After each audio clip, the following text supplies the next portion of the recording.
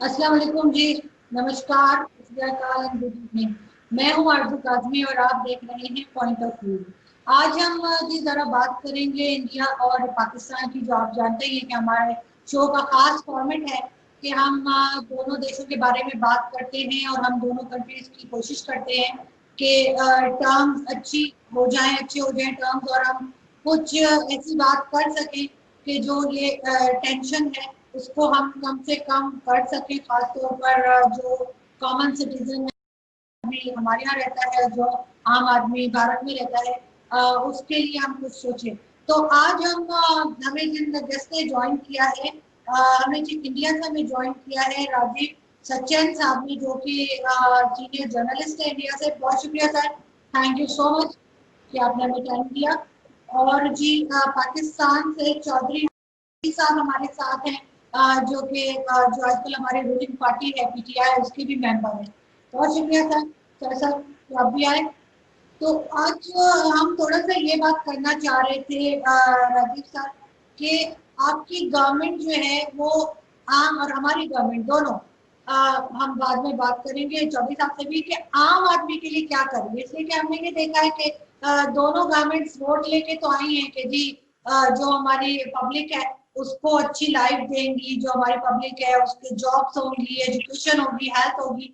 मगर हम देखते हैं कि जो मेन इश्यूज हैं उस पे बहुत कम बात होती है, मेन इश्यूज पे बहुत कम काम होता है।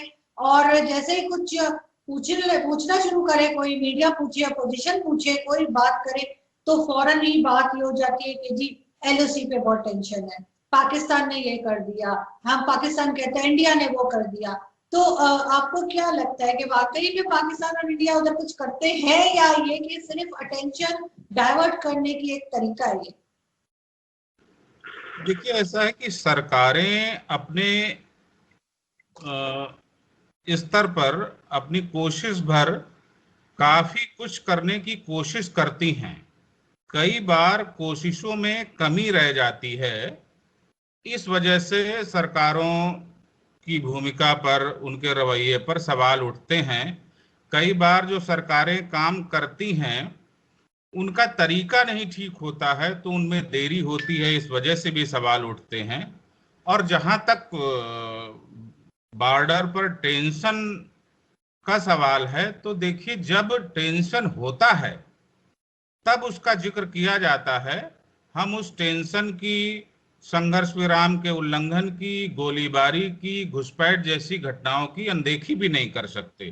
तो ये भी एक सच्चाई है कि बॉर्डर पर टेंशन अगर रहेगा तो रह रह करके जनता का ध्यान उधर जाएगा, सरकारें भी उसको ध्यान दिलाने की जनता का कोशिश करेंगी। और जब बॉर्डर पर टेंशन लगातार बना रहेगा तो कहीं ना कहीं सरकार जो काम करती है उस पर ज्यादा ध्यान नहीं दे पाती है, और जनता का भी ध्यान उन कामों की बजाय बॉर्डर की सिचुएशन पर जाता है। तो सर आपको ऐसा नहीं लगता, क्योंकि आप भी मीडिया से हैं और जर्नलिस्ट के, आपको ऐसा नहीं लगता कि जो इंडियन मीडिया है, स्पेशली मैं ये नहीं कहूँगी पाकिस्तानी मीडिया भी किसी हद तक, लेकिन इतना ज्यादा नहीं है, लेकिन इंडियन मीडिया इस चीज को बहुत ज्यादा हवा देता है, बहुत ज्यादा बढ़ाता है कि वॉर हो जानी चाहिए, पाकिस्तान पे अटैक कर देना चाहिए। हम रेगुलर जाते रहते हैं इंडियन मीडिया में, चौधरी साहब भी जाते रहते हैं, तो वो ऐसी ऐसी न्यूज लेकर आते हैं कि यहाँ पे ये हो रहा है और ये प्लान हो रहा है और ये तोपे और पता नहीं क्या कुछ वो बताते हैं कि हम बॉर्डर पे ले जा रहे हैं, जबकि ऐसा कुछ हो नहीं रहा होता। तो आपको नहीं लगता कि मीडिया उसमें बहुत ज्यादा हाइप क्रिएट कर रहा है? देखिए, पहली बात तो है कि मीडिया का मतलब टीवी मीडिया नहीं है। ये बात सही है कि वो मीडिया का एक हिस्सा है और उसकी हम अनदेखी नहीं कर सकते।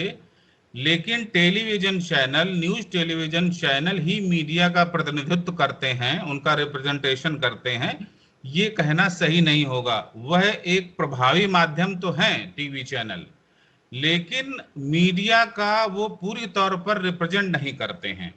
और जहां तक भारतीय मीडिया की बात है या पाकिस्तानी मीडिया की बात है, तो हमें तो दोनों में बहुत अंतर नहीं लगता है।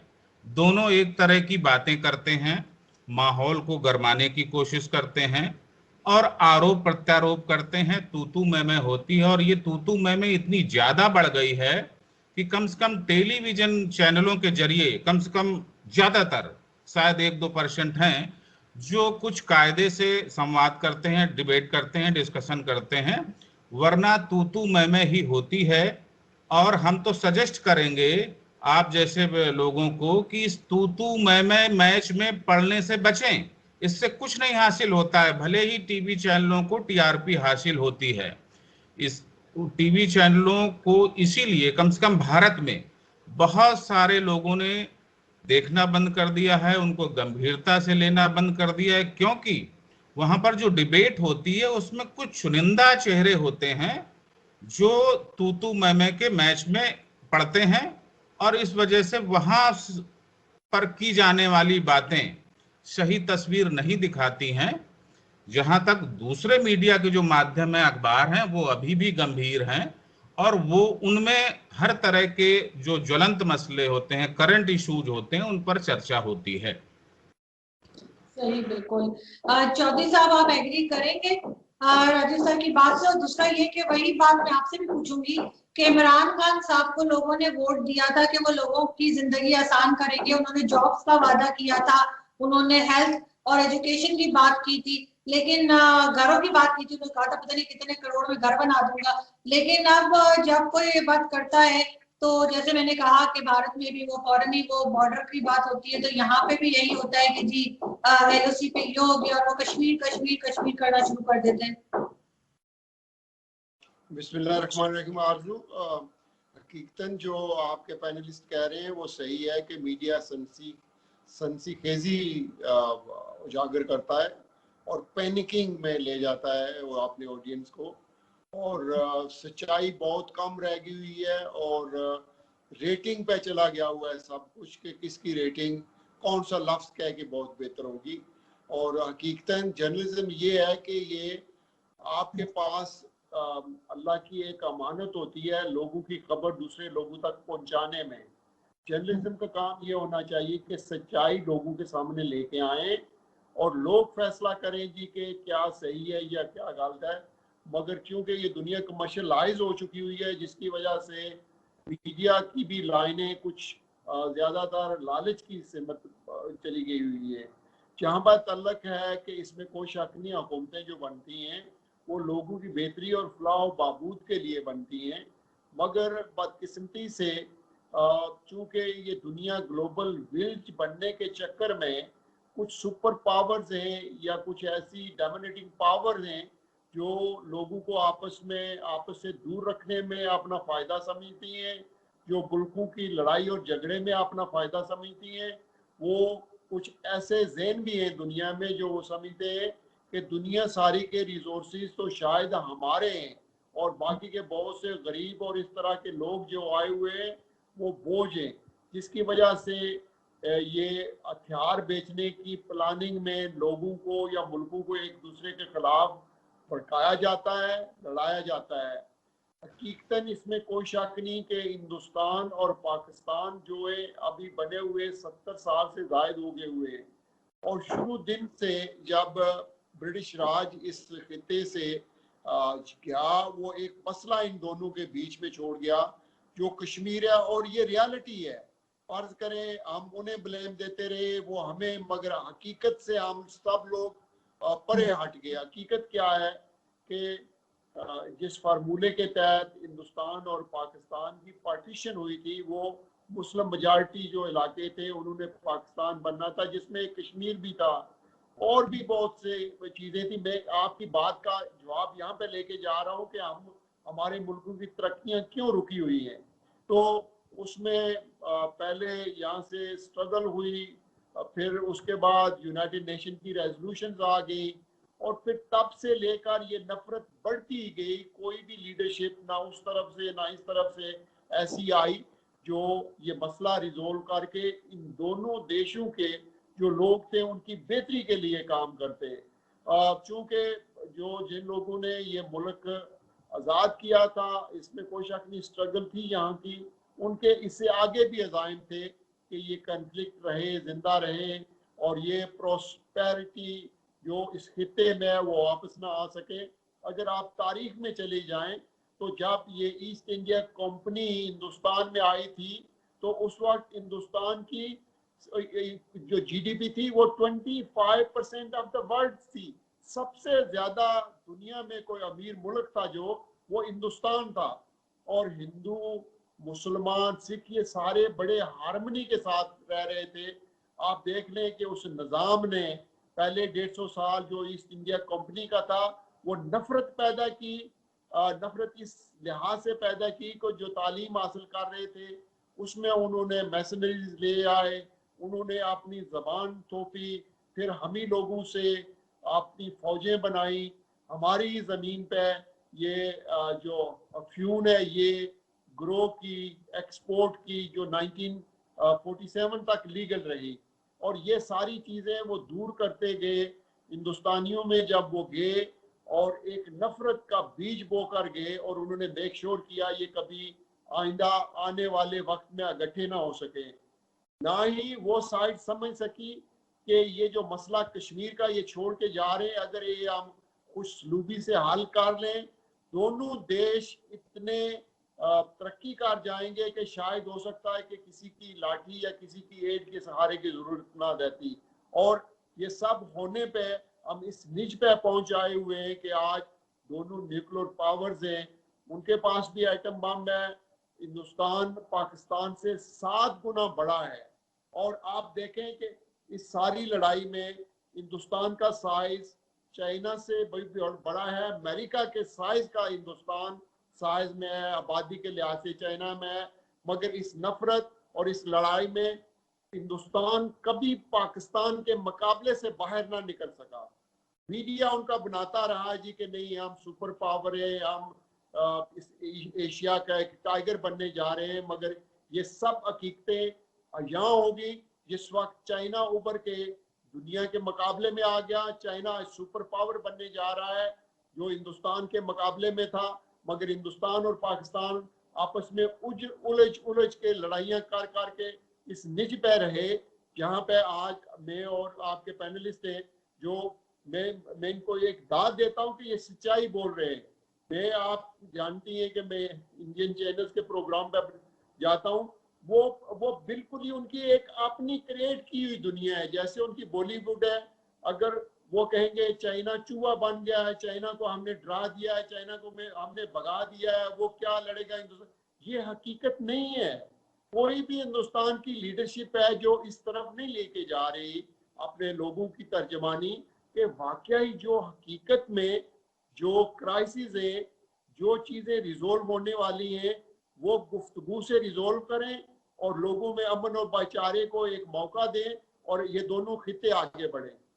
बिल्कुल ठीक। राजेश सर आपने बात सुनी यहाँ चौधरी साहब की, आप क्या कहेंगे? और दूसरा ये कि आपके ख्याल से व्हाट डू यू थिंक कि पाकिस्तान को ऐसा क्या करना चाहिए? टेररिज्म का सर मत कहिएगा, वो हर कोई बोलता है कि, लेकिन ये कि ऐसी क्या चीज हो कि हमारे टर्म्स बेहतर हो सके। मैं ये नहीं कह रही बहुत दोस्ती हो जाए, आप हमारे यहाँ बैठे हो और हम आपके यहाँ बैठे हो, लेकिन फिर भी थोड़ा पीस हो और इतनी ज्यादा जो है वो लाइन ऑफ कंट्रोल पे फायरिंग वगैरह ना हो। लेकिन टेररिज्म जो आप लोग हमेशा एलिगेशन लगाते हैं पाकिस्तान पे, वो ऑब्वियसली पाकिस्तान उसको रिजेक्ट करता है। तो ठीक है कि पाकिस्तान इस आरोप को रिजेक्ट करता है, लेकिन इस रिजेक्ट करने से सच्चाई छिपने वाली नहीं है। वहां पर जो टेररिज्म को बढ़ावा देने वाली तंजीमें हैं उनके नाम और उनकी हरकतें से पूरी दुनिया वाकिफ है। और ये अच्छी बात है कि इस डिस्कशन में भी कश्मीर आ गया ना। और लेकिन कश्मीर की समस्या के लिए हम कब तक अंग्रेजों को दोष देते रहेंगे? कश्मीर एक समस्या है, इसमें कोई दो राय नहीं, लेकिन इसको जिस तरीके से हल करना चाहिए था दोनों देशों को वो नहीं किया गया। और बार बार इस तरह के डिस्कशन में जिक्र आता है कि वो यूएन का रिजोल्यूशन है, संयुक्त राष्ट्र की करारदाद है। तो उस करारदाद को एक बार पाकिस्तान को ढंग से पढ़ना चाहिए कि वो क्या कहती है। वो ये कहती है कि पहले पाकिस्तान पूरे कश्मीर से, अपने कब्जे वाले कश्मीर से अपनी सेनाएं हटाएगा, फिर भारत अपनी सेनाएं वहां ले जाएगा और फिर वो रेफरेंडम का माहौल बनाएगा। पाकिस्तान ने कभी भी उस कदम को पूरा करने की कोशिश नहीं की और उसका ये शिकायत रहती है कि भारत ने तो वहां कब्जा कर लिया है, भारत तो यूएन रेजोल्यूशन को नहीं मान रहा है। तो इस सच्चाई की अनदेखी करने से बात बनने वाली नहीं है। जहां तक आपकी ये बात है कि दोनों देश क्या करें, तो सबसे पहली जरूरत तो ये है कि दोनों देशों के नेता और वहां की जनता एक दूसरे देश की चिंता करने के बजाय अपनी अपनी चिंता करे। पाकिस्तान भारत क्या कर रहा है, चाइना से कैसे निपट रहा है, नहीं निपट पाएगा या क्या करेगा, इसको पाकिस्तान को ज्यादा परेशान होने की जरूरत नहीं है। पाकिस्तान को पहले चिंता अपने मुल्क की करनी चाहिए कि वहां के क्या हालात हैं। और वहां इमरान खान जो बहुत उम्मीदों से आए थे, आप देखिए कि आप ही के लोग कह रहे हैं कि वो नाहिल हैं, उनको सेना लाई है। सेना का नाम लेने से लोग डरते हैं, बड़े बड़े लोग उसको कहते हैं इस्टेब्लिशमेंट, सीधे सीधे फौज क्यों नहीं कहते हैं। तो जब किसी मुल्क को फौज पीछे से चलाएगी और जो सरकार है वो भी उसमें भागीदार बनेगा, कि आप देखिए कि कोई भी प्रॉब्लम पाकिस्तान में होती है तो प्रधानमंत्री आपके वजीर आजम तो पीछे हो जाते हैं, सेना आगे आ जाती है। वो सऊदी अरब के साथ कुछ समस्या हो गई तो पाकिस्तान का कोई मंत्री क्यों नहीं गया, फौज के अफसर क्यों गए। अमेरिका से कोई अगर आता है आपके यहाँ कोई बड़ा अफसर या नेता, तो वो फौज के लोगों से मिल अलग से मुलाकात क्यों करता है। तो देखिए पाकिस्तान अगर ये स्वीकार करता है कि हाँ हमारे सिस्टम में कुछ प्रॉब्लम है और बड़ी बेसिक और बुनियादी खामी है, तब तक किसी समस्या को हल करना है तो सबसे पहली जरूरत होती है कि पहले उसको माने कि हमारे यहाँ ये समस्या है। पाकिस्तान की समस्या क्या है कि वो उस समस्या को मानने से ही इनकार कर देता है। अब आप आज ही हम देख रहे थे ट्विटर पे कि नवाज शरीफ साहब ने एस्टेब्लिशमेंट को कुछ खरी खरी सुनाई, तो उसमें हैशटैग पे चल रहा था नवाज टेरर समथिंग, इस तरह का कुछ, कि उनको टेररिस्ट बताया जा रहा था। तो इस तरह की बातों से बात नहीं बनेगी। और जैसा मैंने पहले कहा कि दोनों देश एक दूसरे के मसलों को सुलझाने के बजाय अपना अपना मसला सुलझाएं। जब थोड़े माहौल में शांति आ जाए तो फिर बात करें। तो दोनों देशों के बीच तनाव का कारण है।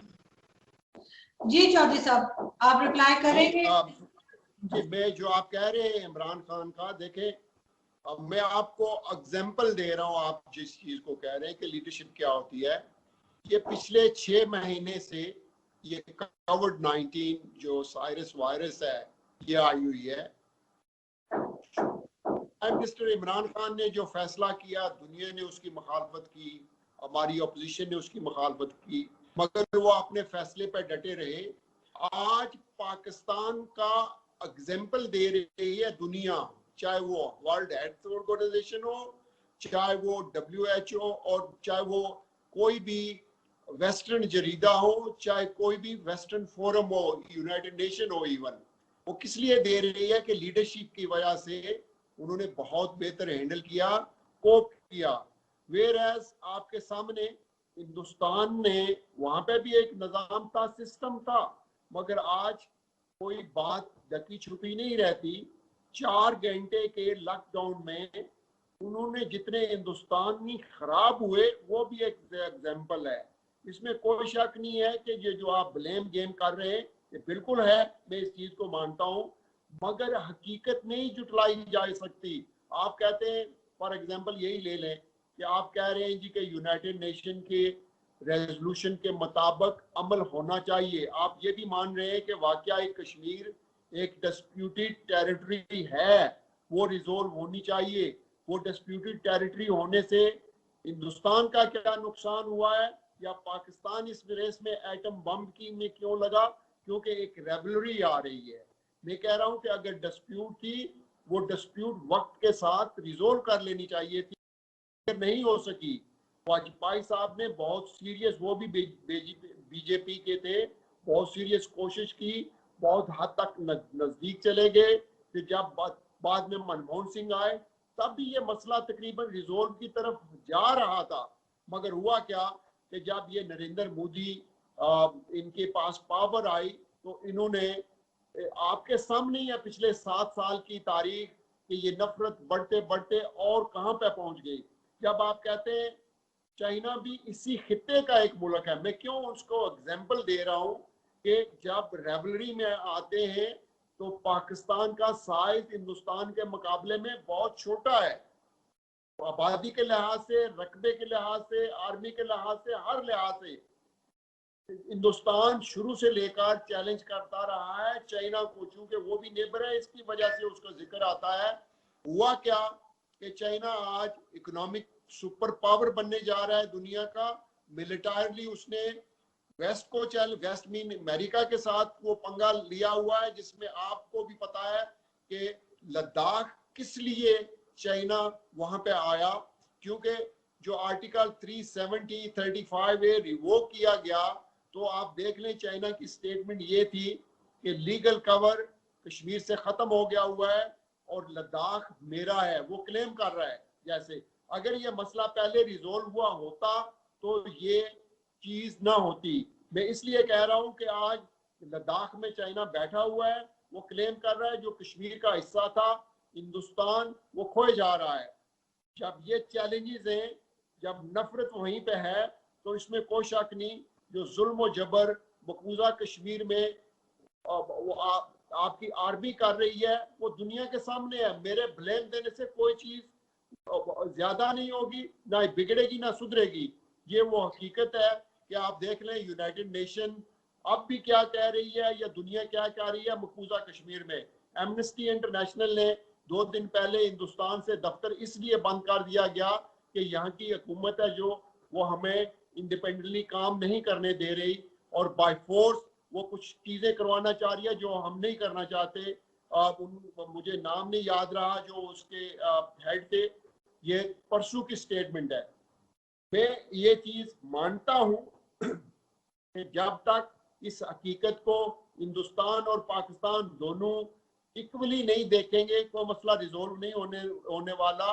और अगर जंग हुई तो वो ना हिंदुस्तान के लिए अच्छी है ना इस खित्ते के लिए अच्छी है। और हम ये किसी सूरत भी नहीं, हमारे प्राइम मिनिस्टर चाहते हैं कि अमन कायम रहे, जिसके जब इमरान खान प्राइम मिनिस्टर बने थे उन्होंने दावत दी थी हिंदुस्तान को, जिसपे ऑपोजिशन ने बहुत ज्यादा क्रिटिसिज्म की थी कि आप ये क्यों कह रहे हैं। उन्होंने कहा था कि नरेंद्र मोदी दोबारा अगर इलेक्ट होके आए तो हमें चांसेस लग रहे हैं कि हम मसले के रिजोल्व की तरफ जाएंगे। मगर हुआ क्या, आपके सामने हुकूमत चैलेंज कर रही थी कि हमने सर्जिकल स्ट्राइक कर दी। वो टेंशन बढ़ते बढ़ते बढ़ते पुलवामा उधर, वो आज भी आपकी एजेंसीज कुछ नहीं बता सकी कि किसने किया है किसने नहीं किया। वो हुआ, उसके बाद आपने एयर स्ट्राइक की, यहाँ पे आपने वावेला किया कि हमने तो पाकिस्तान को मार के छोड़ दिया। दूसरे दिन जब पाकिस्तान एयरफोर्स ने रिटेलिएट किया, आपके जहाजों ने चेस किया, वो दोनों जहाज गन डाउन कर दी। मेरा कहने का मतलब है कि ये चीजें तब तक नहीं रिजोल्व होंगी जब तक हिंदुस्तान सिंसियर नहीं होगा इसमें, या दोनों हुकूमतें मिल बैठकर बात के जरिए ये नहीं हल करेंगे। नुकसान में ना हिंदुस्तान का फायदा है ना ही पाकिस्तान का फायदा है, इसमें कोई शक नहीं है। अब भी मौका है कि हिंदुस्तान को चाहिए होश के नाखन ले। और ये मसला कश्मीर का मसला मैं इसलिए कह रहा हूं कि आप भी मानते हैं कि ये रिजोल्व होना है, ये डिस्प्यूटेड है और इसको बाय ऑल मीन गुफ्तगू से रिजोल्व होना चाहिए। नहीं, बात आपकी ठीक है चौधरी साहब, लेकिन हम आज कश्मीर डिस्कस नहीं कर रहे थे, लेकिन क्योंकि आप कश्मीर से बिलोंग करते हैं शायद इसलिए आप बहुत सेंसिटिव है। लेकिन मैं इस वक्त सिर्फ ये बात कर रही थी कि दोनों गवर्नमेंट्स जो है वो अपने लोगों के लिए कुछ नहीं कर रही और सिर्फ चाहे वो इंडिया चाइना के साथ टेंशन चल रही हो, चाहे पाकिस्तान के साथ, उस पर फोकस है। और पाकिस्तान का भी इंडिया के साथ जो टेंशन है उस पर फोकस है। जो मेन में जो लोग आपकी कंट्री में रहते हैं, जो पाकिस्तान में रहते हैं, उनके लिए इमरान खान साहब कुछ नहीं करते हुए नजर आ रहे, ये लोग कहते हैं। और इसी तरह से मोदी जी भी जो है, वो जो लोग वहां पे रहते हैं, जो पब्लिक है इंडिया की, उसको सही से नहीं कोई चीज प्रोवाइड कर सक रहे, जैसे आपने कहा है कि कोरोना वायरस ही सही, लेकिन वो हैंडल नहीं हो रहा।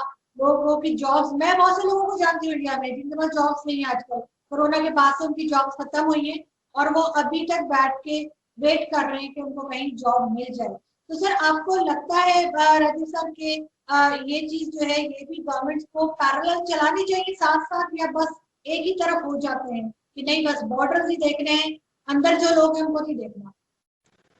देखिए, एक तो ऐसा है कि अच्छा हुआ कि आपने चौधरी साहब को कश्मीर के मुद्दे से बाहर निकाल दिया, क्योंकि कश्मीर पर अगर हम चर्चा करते तो कहीं नहीं पहुंच पाते। क्योंकि आपने बताया कि वाजपेयी साहब सिंसियर थे, इसके बाद ये नहीं बताया कि कारगिल क्यों हुआ। इसके बाद मनमोहन सिंह सिंसियर थे लेकिन मुंबई हमला क्यों हुआ।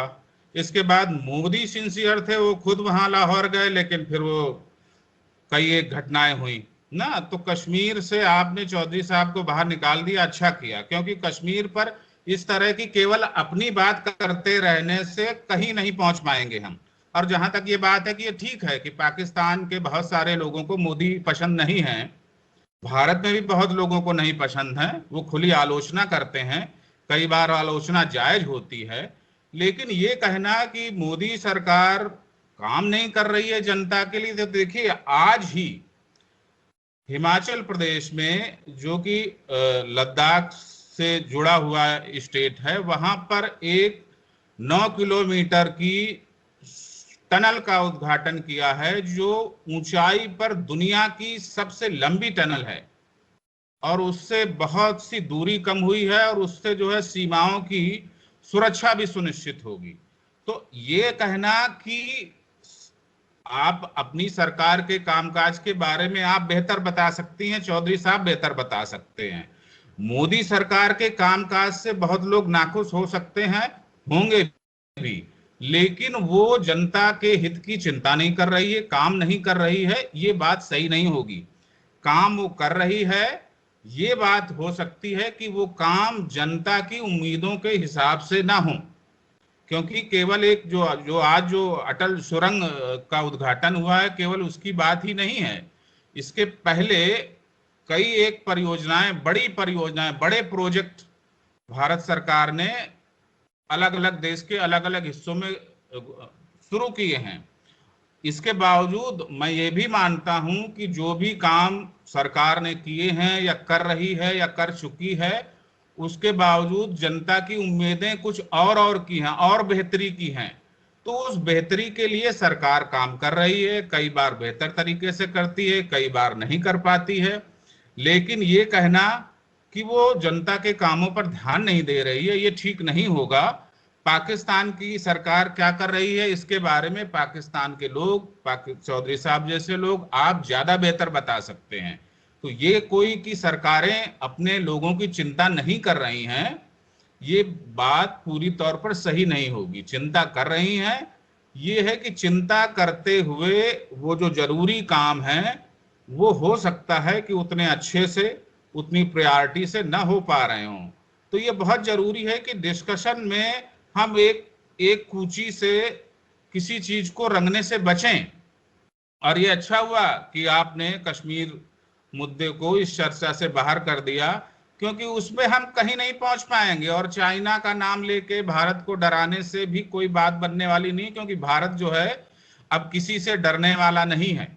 और चाइना को भी ये पता हो गया है, वरना वो वहां पर सीमाओं पर तरह तरह की नौटंकी कर रहा है, लेकिन आगे बढ़ने की ना हिम्मत पड़ रही है उसकी और ना पीछे हटने, क्योंकि वो फंस गया है कि जाएं तो कहां जाएं। तो पाकिस्तान के लोगों को चीन बहुत पसंद है, सब भारत के लोग जानते हैं। और चीन में जो चीजें वहां की सरकार करती है वो पाकिस्तान के लोगों को बहुत अच्छी लगती हैं। अगर वाकई अच्छी लगती हैं तो उनको मुबारक हो, लेकिन इसकी अनदेखी नहीं की जा सकती कि आज की तारीख में दुनिया का सबसे बदनाम देश अगर है तो वो चीन है। दुनिया के सबसे लोग अगर किसी देश को नापसंद करते हैं तो वो चीन है।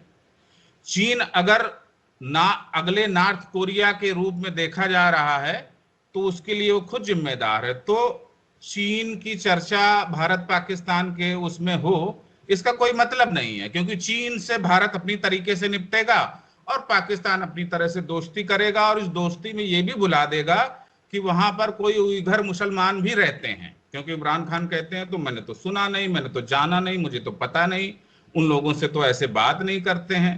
तो जो मुद्दा है उसको वहीं तक सीमित रखा जाए तो बेहतर होगा। जी चौधरी साहब, मैंने असल में कश्मीर को इसलिए इधर से बाहर, जिसे कहते हैं, राजीव सर कह रहे किया है कि हम इस पे पहले भी बहुत बार बात कर चुके हैं और आज मेन फोकस यही था कि जो आम पब्लिक है उसके लिए दोनों गवर्नमेंट्स क्या करेंगे। तो जैसे उन्होंने एक दो प्रोजेक्ट्स बताए मोदी जी के, तो सर आप भी बताइए कि इमरान खान साहब ने कोई प्रोजेक्ट किया हो जो हमारे अवाम के लिए हो। देखिए, मैं जब दो देशों की बात करती है ना, हिंदुस्तान और पाकिस्तान की, तो ऑटोमेटिकली ये जो चीजें हम कह रहे हैं वो आती हैं। ये चीन का लफ्ज सुनना भी नहीं चाहते, फिर बहुत सी बातें भी कह जाते हैं, मगर मैं उस टॉपिक पे नहीं जाऊंगा। आप सही कहते हैं कि देखें, पाकिस्तान वो मुल्क है जो मेरे ख्याल में खैबर पुख्तनख्वा में ये खैबर पास से लेकर कराची तक मोटरवे है, जो हिंदुस्तान में मेरे ख्याल में दूर तक भी नहीं है। इस गवर्नमेंट ने क्या किया, 1,60,00,000 फैमिली को एहसास प्रोग्राम के जरिए 12,000 रुपए मंथली दिए। इस गवर्नमेंट ने गरीबों के लिए, जनता के लिए पूछ रहे हैं ना, गरीबों के लिए क्या क्या शेल्टर होम्स हर शहर में के जो गरीब मजदूर हैं या मुसाफिर हैं उनके लिए वो बनाए। खैबर पुख्तनख्वा पूरा हो गया हुआ है तकरीबन, मेरे ख्याल में कम बेश 4 करोड़ लोगों के लिए सेहत कार्ड दिए, जो 10 लाख तक वो इंश्योर्ड हैं कि अगर आपको कोई सीरियस इलनेस हो गई है तो वो किसी भी हॉस्पिटल में जाकर अपना इलाज करवा सकते हैं। वो गवर्नमेंट ने की, जिसमें सूबों के लिहाज से खैबर पुख्तनख्वा तकरीबन 100% जो लोग वहाँ पे रह रहे हैं वो हेल्थ इंश्योरेंस है उनके लिए। पंजाब में आधे हो चुके हुए हैं, सिंध में आधे हो चुके हुए हैं, कश्मीर में तकरीबन हो चुके हुए हैं। मैं ये वो कह रहा हूँ कि पिछले 2 सालों में ये इस गवर्नमेंट ने क्या किया या क्या किया।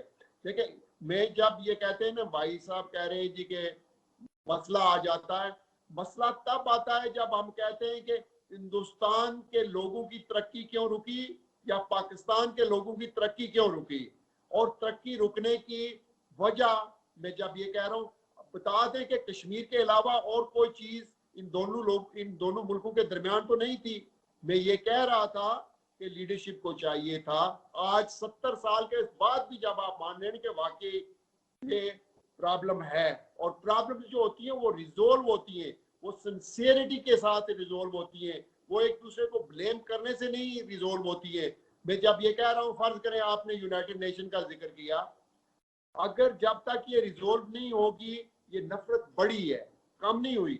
आज अगर आप देख लें, हिंदुस्तान गुर्बत की किस नेज पे है। हिंदुस्तान में 70-80 करोड़ से ज्यादा लोग हैं जो गुर्बत की लाइन से भी नीचे जिंदगी गुजारे। प्रॉब्लम क्या है, जो हिंदुस्तान आपका मीडिया या जो आपका हिंदुस्तान आपका फिल्मी कल्चर पोर्ट्रेट कर रहा है वो दुनिया को दिखा रहे हैं, और हिंदुस्तान भी यही सास में मुतला हो चुका हुआ है कि शायद हम इतने सक्सेसफुल हो चुके हुए। वेरज हकीकत आज भी दिल्ली की सड़कों पर, बम्बे की सड़कों पर, कलकत्ते की सड़कों पर लाखों लोग वो सड़क के फुटपाथ पर सोते हैं। बहुत से वाकया भी हुए। वेरज पाकिस्तान में कोई ऐसा गरीब नहीं है जो फुटपाथ पर रहता हो। ये आरजू इस चीज की बेहतर गवाही दे सकती है, क्योंकि मुझे पता है कि ये वेरी क्रेडिबल जर्नलिस्ट है हिंदुस्तानियों के लिहाज से। और मैं इस वजह से कह रहा हूं कि मैं आपकी गुफ्तगू का काउंटर नहीं कर रहा, मैं वो हकीकत बता रहा हूं कि जब हम कश्मीर का मुद्दा क्यों आ जाता है बीच में, इसमें कोई शक नहीं, मैं हूं भी कश्मीरी। चीज आपसे कहता हूं, जो हुक्मरान जुल्म करेगा, एक ऊपर से भी निजाम है कुदरत का, वो मुल्क ना तरक्की कर सकेगा ना आगे बढ़ सकेगा। जब कश्मीर बीच में आ जाता है आपके सामने, मैं आप जैसे भाइयों के, आप जैसे लोगों को कहता हूं कि जो जुल्म और जबर वहां पे कश्मीर में हो रहा है आप रुकवा सकते हैं। आप हिंदुस्तान में रह रहे हैं, हम कुछ भी नहीं कर सकते, हम सिर्फ उनको इखलाकी मदद प्रोवाइड कर सकते हैं। आपने टेररिज्म का जिक्र किया, ये वो बातें आ जाती हैं बीच में जो आप फर्जी बात तो कह जाते हैं, मगर मुझे उसका जवाब देना पड़ता है। आप टेररिज्म कह रहे हैं कि अगर 9 लाख फौज हिंदुस्तान ने कश्मीर में रखी हुई है, इसके बावजूद पिछले 10 साल से यूनाइटेड नेशन या दुनिया के सब ऑब्जर्वर कह रहे हैं कि क्रॉस बॉर्डर कोई टेररिज्म नहीं है, ये तारीख इंडिजिनस है। इंडिजिनस तारीख में क्या होता है कि आप लोगों की नफरत खत्म करें, वो नहीं खत्म हो सकी, वो और बड़ी। वहां पे 2 पार्टियां थी, 2 लीडर थे जो प्रो हिंदुस्तान के थे, एक फारूक अब्दुल्ला, उमर अब्दुल्ला उसका बेटा, या महबूबा मुफ्ती जो कोलिशन पार्टनर थी बीजेपी की। आप देख लें आज वो भी कह रहे हैं कि कायदे आजम का फैसला सही था। ये वो मैं बातें कर रहा हूं जो आपके मीडिया के थ्रू हमारे कानों तक पहुंचती है। ये बातें सब आप हिंदुस्तान और पाकिस्तान के जिस वक्त भी पैनलिस्ट कोई भी जर्नलिस्ट बिठाएगा, चाहे वो इमरान खान को बिठा दें, चाहे वो आपके कपिल देव को बिठा दें, तो वो इसलिए जिक्र आता है कि हम चाहते हैं कि इस दलदल से बाहर निकलें, और इस दलदल से बाहर निकलने का सिर्फ एक वाहद रास्ता है। जिस तरीके से भी कश्मीर रिजोल्व होगा तो ये दोनों दोस्त प्रोस्पेरस होंगे। मैंने क्यों मिसाल दी थी कि आज से 400 साल पहले हिंदुस्तान सोने की चिड़िया था, और हकीकत में थी, हिंदुस्तान सोने की चिड़िया थी। और किस वजह से कि एक हार्मनी थी।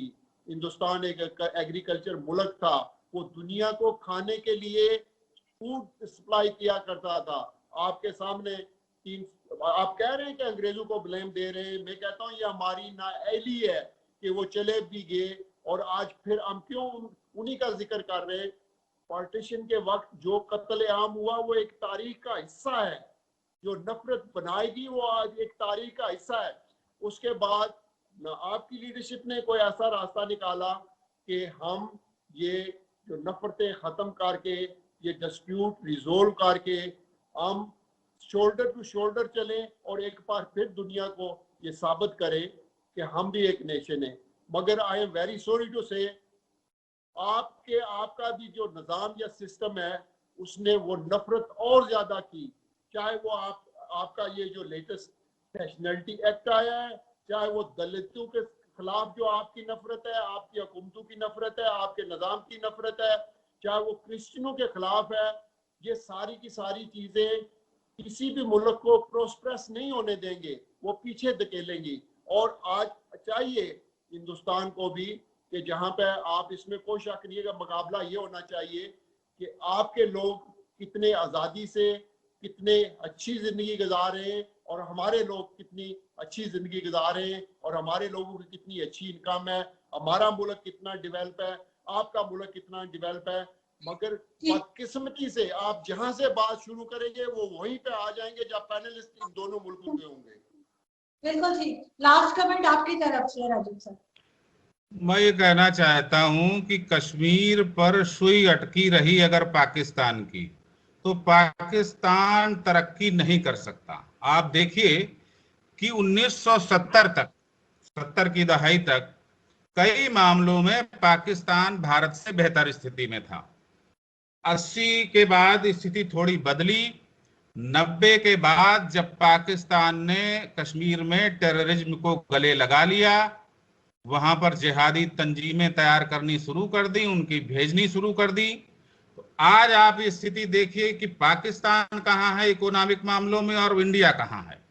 नो डाउट भारत में बहुत समस्याएं हैं, गरीब हैं, लोग फुटपाथ पे रहते हैं ना, ये कोई नहीं कहता कि भारत में सब कुछ ठीक हो गया है, बहुत तरक्की कर गया है और हमें सुपर पावर बन गया है। नो डाउट कि भारत में तमाम समस्याएं हैं, लेकिन 1990 के बाद भारत ने तरक्की का रास्ता पकड़ा है, तेजी से ग्राफ उसका ऊपर गया है। और पाकिस्तान की स्थिति यह है कि IMF से कर्ज लेने की नौबत आ रही है, चीन से, सऊदी अरब से कर्जे ले लेकर काम चलाना पड़ रहा है।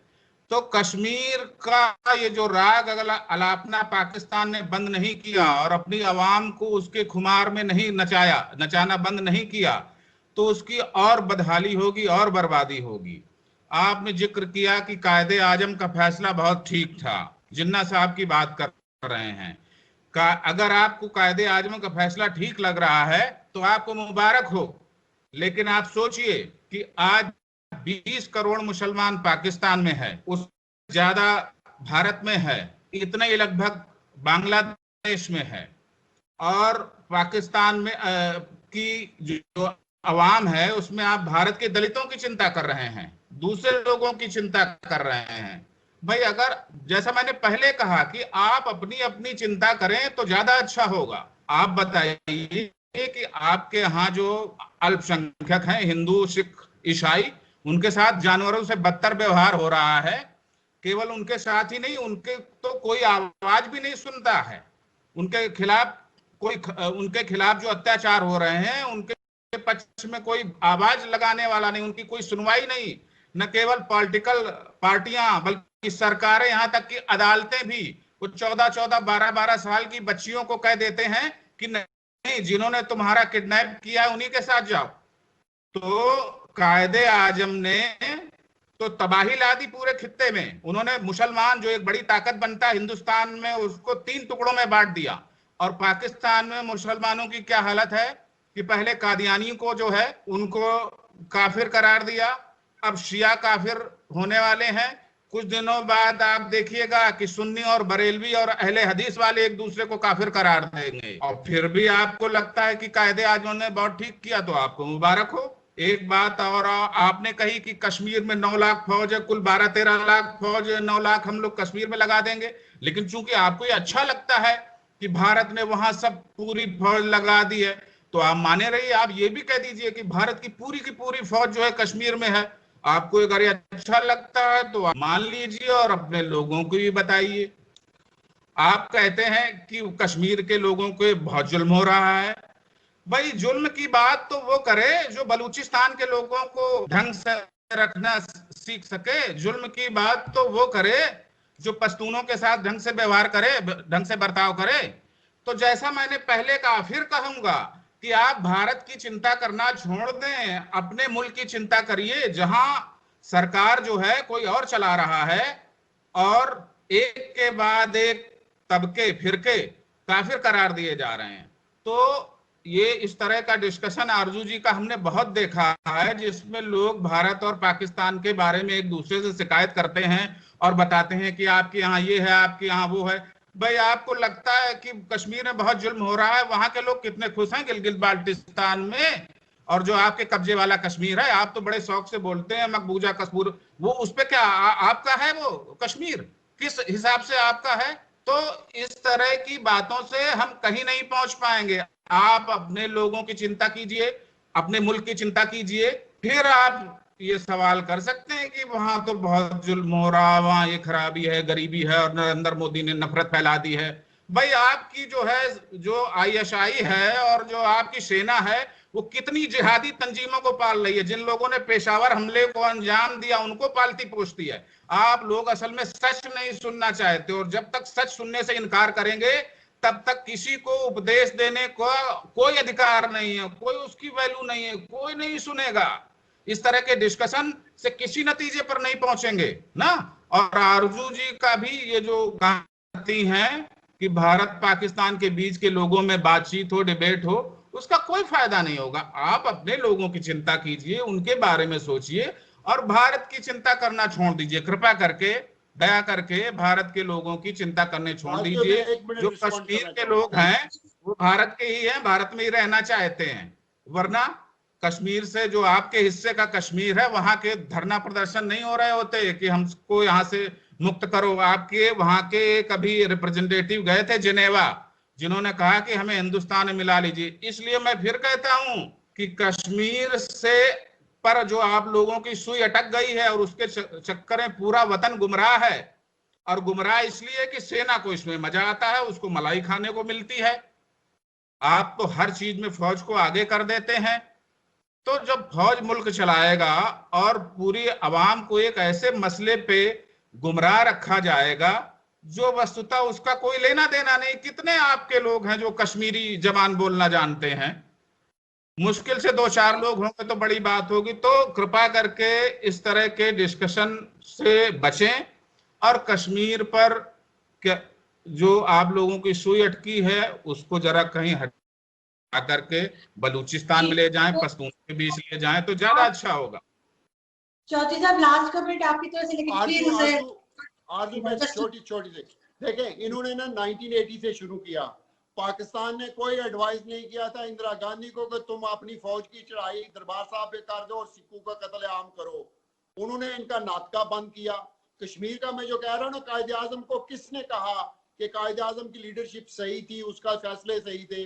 वो लीडरशिप जो मकबूजा कश्मीर में रह गई थी, जिन्होंने हिंदुस्तान यूनाइटेड इंडिया के साथ वो जो गए थे, आज वही पछता रहे हैं, वही कह रहे हैं। महबूबा मुफ्ती कह रही है, शेख अब्दुल्ला कह रहा है कि कायदे आजम के फैसले दुरुस्त थे।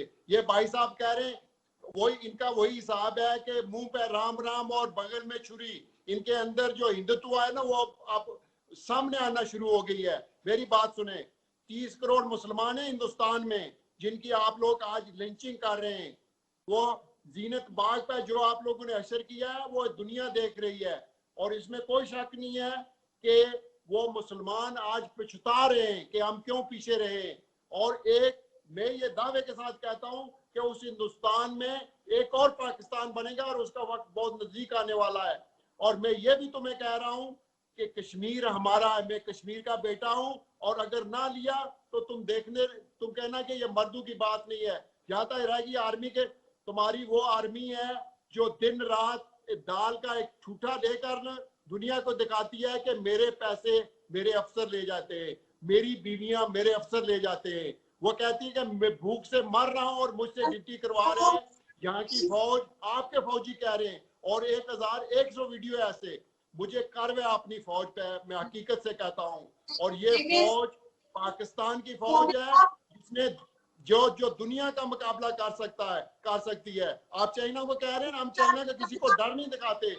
पाकिस्तान एक शेरों की आर्मी है। मेरी बात सुनो, पाकिस्तान एक शेरों की आर्मी है, और जो वक्त नजदीक आने वाला है कि आपको ऐसे करके ये गायब करेगी, और ये वक्त आ रहा है। अभी आप लोग बंदे नहीं बनने वाले, आप लोग उस चीज पे नहीं आ रहे कि अमन होना चाहिए। इमरान खान ने आपको मैसेज दिया था कि हम अमन चाहते हैं, आप लोगों ने नहीं एक्सेप्ट किया।